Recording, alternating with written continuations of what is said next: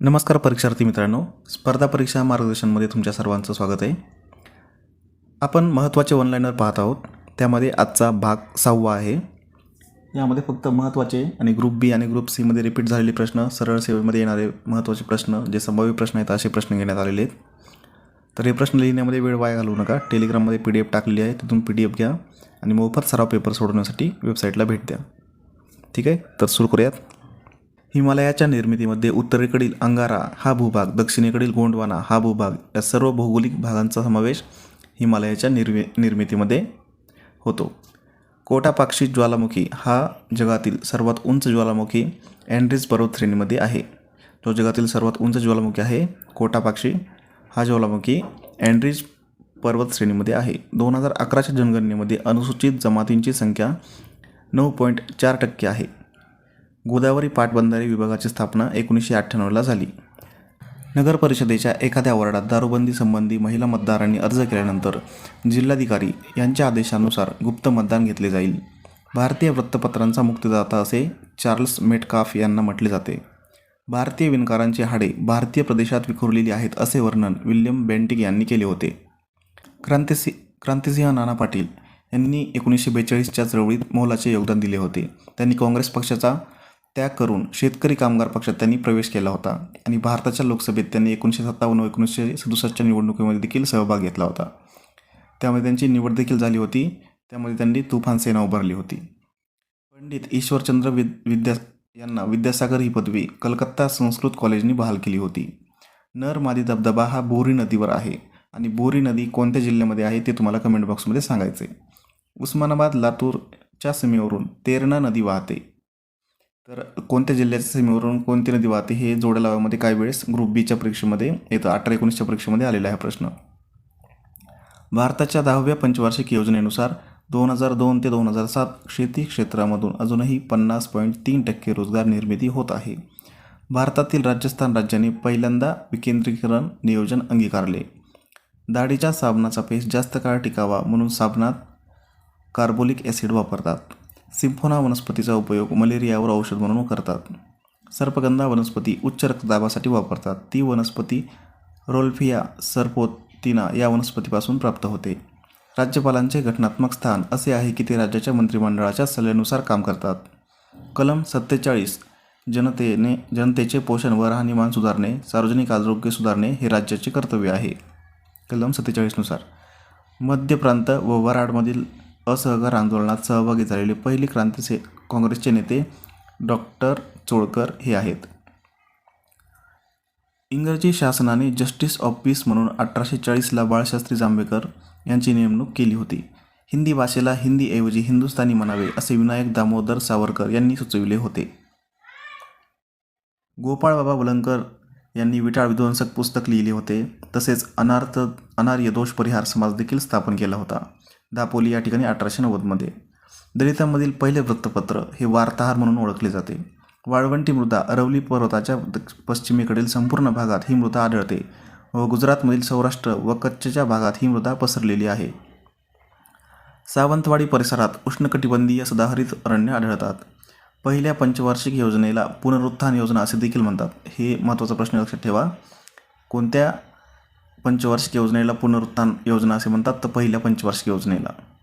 Trinity चाचणी ही जगातील ही पहिली अणुचाचणी होती. ही अणुचाचणी अमेरिकेने घडवून आणली व ही चाचणी प्लॅटिनियम बॉम्बची होती. क्योटो प्रोटोकॉल हा जपानमधील हरितगृह वायूंचे प्रमाण कमी करण्यासंदर्भातील करार होता, म्हणजे अजूनही आहे. शिवराम जानबा कांबळे यांच्यावर गोपाळबाबा वलंगकर यांच्या विचारांचा प्रभाव होता. ते पुण्याचे रहिवासी होते. मराठा व दीनबंधू वृत्तपत्रात लेख प्रसिद्ध. श्रीशंकर प्रासादिक सोमवंशी हितचिंतक मित्रमंडळाची स्थापना यांनी 1904ला केली. किसन फागोजी बनसोडे सन्मानबोधक निराश्रित समाज स्थापन केला त्यांनी. तसेच चोखामेळा सुधारणा मंडळ वाचनालयाची देखील स्थापना केली. महर्षी विठ्ठल रामजी शिंदे हे डिप्रेस क्लासेस मिशनची त्यांनी स्थापना केली. 1906ला एल्फिस्टन रोड येथे शाखा सुरू केली. 1912 पुण्यातील फर्ग्युसन कॉलेज येथे ब्राह्मण व अस्पृश्य एकत्र भोजनाचा कार्यक्रम त्यांनी योजिला होता. लिंग अंदाजपत्रक सर्वप्रथम ऑस्ट्रेलिया देशात स्वीकारण्यात आले होते. 2011 नुसार 0 ते 6 वयोगटातील लिंग गुणोत्तर मेघालय आणि मिझोराम या राज्यात सर्वाधिक आहे. वनस्पतींमध्ये दृढ ऊतींच्या भित्तिकामध्ये सेल्युलोज थर सिमेंट प्रमाणे कार्य करतो. रुदरफॉर्ड यांचे अणुसिद्धांत विषयी मत. अणूच्या केंद्रकात धनप्रभारित केंद्रक असते. केंद्रकात अणुशेष सर्व वस्तुमान एकवटलेले असते हा शोध त्यांनी लावला. महर्षी कर्वे यांनी सन 1916 मध्ये स्थापन केलेल्या महिला विद्यापीठाचे पहिले कुलपती हे रामचंद्र गोविंद भांडारकर होते. राघोबांनी त्यांचे गेलेले पेशवेपद मिळवण्यासाठी बॉम्बे प्रेसिडेन्सी यांच्याशी सुरतचा तह केला होता. हायड्रो पॉवर प्लांटमध्ये पोटेन्शियल ऊर्जेचे रूपांतर विद्युत ऊर्जेत केले जाते. गोपाळकृष्ण गोखले यांनी राजकीय कार्यकर्ते निर्माण करण्यासाठी 1905 साली सर्वंट ऑफ इंडिया म्हणजेच भारत सेवक समाज ही संस्था स्थापन केली. 1906 मध्ये डिप्रेस क्लास मिशन विठ्ठलरामजी शिंदे यांनी सुरू केली. सार्वजनिक सत्यधर्म हे पुस्तक 1 एप्रिल 1889 साली मरणोत्तर प्रकाशित झालेले पुस्तक आहे. तर यामध्ये यशवंतराव फुले यांनी प्रकाशित केला हा ग्रंथ म्हणजे मानवी स्वातंत्र्याचा जाहीरनामा. यामध्ये स्वातंत्र्य, समता, बंधुता यांच्या आधारावर समाजरचना कशी असावी हे अपेक्षित लिखाण केलेले आहे. तर सार्वजनिक सत्यधर्म हे पुस्तक महात्मा फुले यांचे आहे, जे मरणोत्तर प्रकाशित झाले होते. सत्सार हा ग्रंथ 1885 साली महात्मा फुले यांनी लिहिला. ब्राह्मो समाज व प्रार्थना समाजावर टीका केली. पंडिता रामाबाई ताराबाई शिंदे यांच्यावर टीका करणाऱ्या वृत्तपत्रांवर देखील त्यांनी टीका केली. मानवी शरीरात प्रथिने तयार करण्यासाठी 20 अॅमिनो आम्लाची गरज असते. गुलाम हुसेन यांनी इन्कलाब वृत्तपत्र चालवले होते. अंदमान येथे पाहणी करण्यासाठी गेल्यानंतर लॉर्ड मेयो यांची एका कैद्याने हत्या केली होती. मानवी रक्ताचा pH हा 0.35 आहे. लघुउद्योगांची रचना त्रिस्तरीय असावी असे मत एम.सी. गुप्ता यांनी मांडले. सूक्ष्म, मध्यम, लघु असे तीन भागामध्ये त्यांनी वर्गीकरण असावे असे त्यांनी मत मांडले होते. भारतीय वृत्तपत्राचा मुक्तिदाता असे चार्ल्स मेटकाफ यांना म्हटले जाते.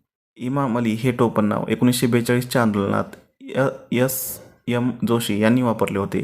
तर अच्युतराव पटवर्धन यांनी कुसुम हे नाव, तर लोहिया यांनी डॉक्टर हे नाव वापरले होते. माझ्या आठवणी व अनुभव हा आत्मचरित्रात्मक ग्रंथ विठ्ठलरामजी शिंदे यांचा आहे. महात्मा फुले यांच्या मृत्यूनंतर सार्वजनिक सत्यधर्म हा महाग्रंथ प्रकाशित झाला. हा ग्रंथ प्रकाशित होण्यासाठी मोरो विठ्ठल वाळवेकर यांनी अर्थसहाय्य केले. तर हा प्रश्न यासाठी घेतलेला आहे मित्रांनो की कोणती संस्था स्थापन करण्यासाठी कोणी मदत केली, कोणता ग्रंथ प्रकाशित होण्यासाठी त्यांना सहकार्य कोणी केले, कोणतं पुस्तक प्रकाशित करण्यासाठी कोणी सहकार्य केले, असे प्रश्न वारंवार येतात. त्यामुळे हा प्रश्न घेतलेला आहे. नवीन ग्राहक संरक्षण कायदा 2019चा आहे. भारतात 20 जुलै 2020 पासून लागू करण्यात आला आहे. भारताची पहिली महानगरपालिका मद्रास शहरासाठी स्थापन करण्यात आली. महानगरपालिकामध्ये जास्तीत जास्त 5 सदस्य नामनिर्देशित राहू शकतात. भारत सरकारचा कायदा 1861 द्वारे भारताला अध्यादेश काढण्याचे अधिकार मिळाले. भारताला अध्यादेश काढण्याचे अधिकार कोणत्या कायद्याने मिळाले असा जर प्रश्न आला तर भारत सरकार कायदा 1861 द्वारे.